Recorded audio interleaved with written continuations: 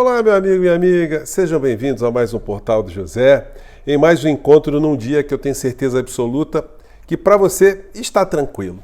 Mas o que tem de gente aqui no Brasil que está sem dormir, desde ontem especificamente, quando o Procurador-Geral da República enviou para o ministro Alexandre de Moraes o seu parecer do que se deve fazer com a figura do inelegível pelos incontáveis crimes que ele está envolvido, não é brincadeira não. E o que é mais incrível é que, além dessa gente da extrema-direita ter murchado bastante, eles ficam o tempo todo nas redes sociais criticando coisas superficiais do governo atual e sempre mostrando um certo saudosismo da figura do inelegível e sua trupe, a Orcrim, à frente do nosso país.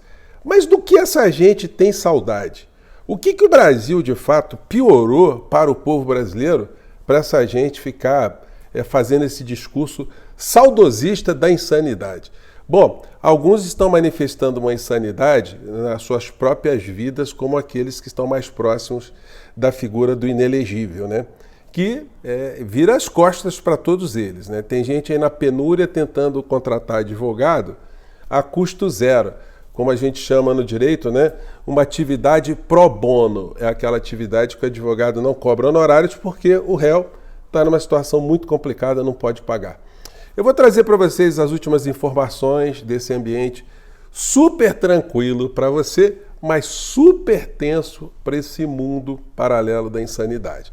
Mas antes de mais nada, é sempre muito importante convidar você que está chegando agora ao nosso portal e ainda não nos conhecer, para que você se inscreva aqui conosco, conheça também os nossos outros vídeos. Se você gostar, compartilhe, recomende, não se esqueça, dê o seu joinha, mande seu comentário e, se puder, se inscreva aqui também no nosso clube de membros. Você que é muito bem-vindo e muito bem-vinda. Bom, antes de falar aqui de situações concretas envolvendo o inelegível, vamos pegar aqui algumas questões que circundam, né, esse personagem que nos remete aí a tentar descobrir aqui no Brasil se existe algum tipo de solução psiquiátrica para esse universo paralelo, né? A gente pega aqui pessoas, já ontem eu mostrei para vocês um que se intitula como pastor e que em todo o vídeo dele ele fica numa conversa fantasiosa, fantasmagórica, coisas emblemáticas, sinistras, e atrai uma série de pessoas desse universo bolsonarista para ficar acompanhando todo dia essa novela da insanidade. Hoje publicou um vídeo, uma das que tem a maior audiência nesse campo do bolsonarismo, né? Que é essa senhora aqui que até hoje ela não descobriu que ela não é mais adolescente, mas ela adora fazer esse tipinho de adolescente, né? E ela mandou esse vídeo aqui, que está com saudade do ex, né? Do inelegível, né? E coloca algumas questões aqui que eu quero chamar a atenção de vocês. Vamos colocar, não vou colocar nem imagem não, vou colocar só o áudio, vamos lá. E foram tantos piores momentos que eu até achei que na sexta-feira de manhã ia ter uma operação da PF contra bolsonaristas para ver se dava uma abafada. Mas não fica aflito não, o barco tá afundando, nós sabemos, nós avisamos, mas pelo menos a democracia foi salva. É verdade, a democracia foi salva. E não faça chacota com isso não, que isso não é pouca coisa não. Para quem dá pouco valor à democracia, como vocês queriam destruir a democracia, parece uma coisa menor, né? Mas para nós não, para nós do campo civilizado, para os verdadeiros patriotas e democratas aqui no nosso país, a democracia é um valor muito importante a ser preservado. Mas aí eles ficam dizendo, né? Nós avisamos que o barco iria afundar. Mas de que barco a senhora está falando? A senhora está com saudade de um presidente vagabundo? Porque no português, claro, é assim que a gente tem que falar, né? Alguém que dava pouquíssimo expediente, alguém que usava a verba pública para ficar com um séquito de seguranças, chafurdando de jet ski para um lado, para uma praia para outro, circulando por igrejas, por todo o Brasil para fazer campanha política. É disso que a senhora tem saudade?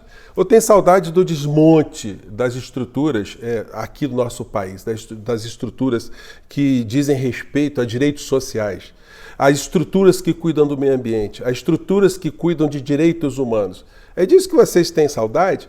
De fazer com que a sociedade brasileira ficasse cada vez mais estressada, que a gente não tivesse um minuto de paz, que a gente tivesse preocupação de, ao ver uma pessoa com camisa amarela, de ver essa pessoa sacando uma arma para nos dar tiros, inclusive num aniversário. De que tempo que a senhora está falando? De um presidente insano que ficava pregando armas para todos os lados, que ficava mentindo sobre religião, que ficava fazendo proselitismo sobre família que ele nunca preservou na vida dele? Então, é complicado, a gente precisa pontuar, né? Vamos conversar racionalmente. Do que vocês têm saudade na figura do inelegível, a não ser da própria insanidade? Bom, feito esse registro aqui, vamos a algumas questões aqui que estão desesperando essas criaturas. Gente, por enquanto, o bolsonarismo não está batendo no Procurador-Geral da República. Ele está fazendo o trabalho dele, ele está colecionando as informações e ontem ele mandou para o ministro Alexandre de Moraes um parecer sobre o que fazer com um criminoso que se esconde numa embaixada para tentar fugir da jurisdição brasileira, sendo esse criminoso implicado numa série de investigações que nós já sabemos publicamente que ele é o principal responsável. Então, as medidas estão na mesa do ministro Alexandre de Moraes, que se somam a outras medidas que ele teria que tomar em função de um outro parecer que a imprensa não noticiou, mas nós estamos acompanhando aqui, sobre o escândalo das vacinas, do adulteração do cartão de vacina, dos cartões de vacina. Da Orcrim, que estava no entorno do inelegível, viajando para cima e para baixo com ele, com cartões falsificados pelo grupo que ele chefiava. Então, isso também está na mesa do Procurador-Geral da República, o senhor Paulo Gonet, para decidir se isso é um ato que não merece menor consideração ou se esses atos previstos na lei como crimes deverão ser responsabilizados ou deverão ser apontados para que os seus responsáveis respondam criminalmente. Então, o ministro Alexandre de Moraes ele pode juntar essas duas situações para determinar algumas medidas cautelares adicionais à figura do inelegível, que estão previstas no artigo 319 do Código de Processo Penal. São elas, o que a lei diz, mas a lei não é restritiva exatamente ao que está aqui, né? Existem possibilidades de fazer uma junção, de fazer um elastecimento de algumas medidas, porque elas visam cautelar, né? Ou dar uma proteção ao curso das investigações todas que estão acontecendo, para que não haja nenhum tipo de interferência, nenhum tipo de embaraço, nenhum tipo de atraso. Então, o juiz determina medidas cautelares que são no artigo 319 o seguinte. O inciso 1 diz: comparecimento periódico em juízo no prazo e nas condições fixadas pelo juiz para informar e justificar atividades. Pode ser que aconteça isso. O Bolsonaro tem que sempre lá bater o ponto no Poder Judiciário e explicar o que ele anda fazendo, coisas e tais. Isso é uma medida. Inciso 2. Proibição de acesso ou frequência a determinados lugares quando, por circunstâncias relacionadas ao fato, deva o indiciado ou acusado permanecer distante desses locais para evitar o risco de novas infrações. Então, o Bolsonaro ele pode ter aí uma medida contra ele de não frequentar mais essas muvucas, de não ficar fazendo mais essas aglomerações, esses eventos onde naturalmente se busca sempre constranger o Poder Judiciário para que não faça aquilo que o Poder Judiciário vai ter que fazer, ou seja, determinar uma medida de prisão no final da história contra essa figura aí. Então ele pode ter uma limitação, a gente vai ficar livre de ficar vendo essa criatura fazendo essas aglomerações para constranger a justiça. Inciso 3º, proibição de manter contato com determinada pessoa. Bom, isso aí ele já está proibido de falar com algumas pessoas. Inclusive, quando ele estava lá escondido na embaixada da Hungria, ele estava usando um telefone celular. Será que ele conversou com alguém que ele não podia? Enfim, a Polícia Federal pode ter essas informações, né? Inciso 4, proibição de ausentar-se da comarca quando a permanência seja conveniente ou necessária para investigação e instrução. Pode ser que seja imposta a ele uma medida de não circular além de determinada jurisdição. Bom, Brasília, Rio de Janeiro, enfim. Eu acho mais difícil porque ele já circula o Brasil inteiro, não acredito que esse tipo de sanção possa vir. Inciso 5º, recolhimento domiciliar no período noturno e nos dias de folga. Então, pode acontecer isso, né? Todo dia o Bolsonaro tem que voltar para casa, tem que dormir quietinho lá, né? Inciso 6º, suspensão do exercício de função pública ou de natureza, ou atividade de natureza econômica. Bom, ele não está desenvolvendo nenhuma coisa nem outra, então, vagabundo, morcego, está ganhando dinheiro sem fazer absolutamente nada, então, não tem muito o que interromper.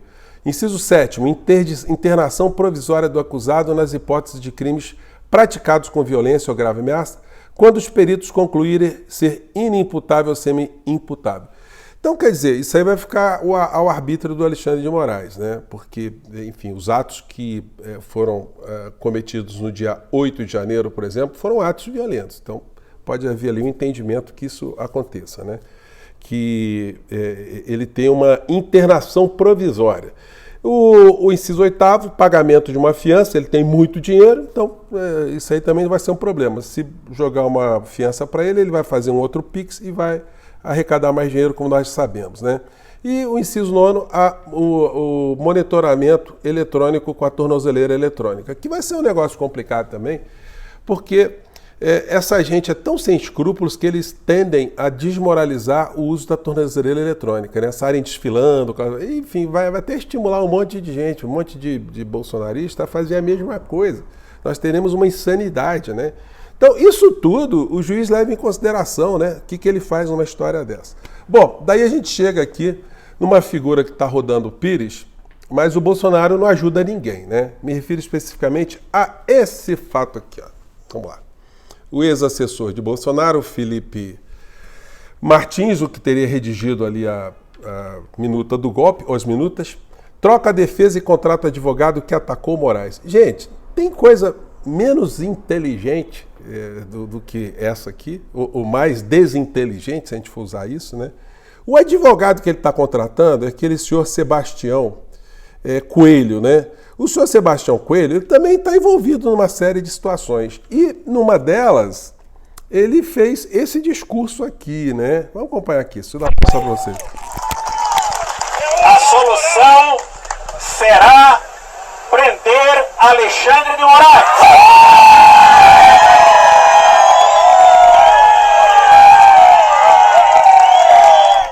Então, senhor Felipe, o senhor vai contratar um advogado que está querendo prender o magistrado?